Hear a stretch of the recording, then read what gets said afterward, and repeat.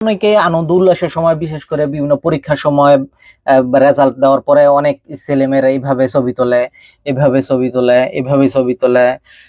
নানা মানে এক কথা হচ্ছে ফেসবুকে অনেকে দেখা যাচ্ছে এইভাবে ছবি তোলে, বুঝুক কিংবা না বুঝুক নানান কারণে।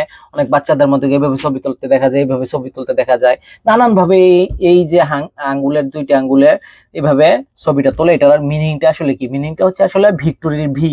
ভিক্টোরি, আমরা ভিক্টোরি বা বিজয় লিখতে গেলে যেটা লাগে, সেই ভিক্টোরির ভিটা আসলে বুঝায় সে তার একটা ভিতরে আনন্দ বা বিজয় আসছে, সেটার একটা ভিক্টোরি মানে সে জয় করছে, এই জাতীয় আর কি। বিজয়ের একটা উল্লাসের একটা সিম্বল বুঝায়। এটা অনেকে আমরা জানি না, যারা জানে না তাদের জন্য আমার আজকে মূলত ভিডিও গুলো করা। যারা জানে তো যা জানলোই।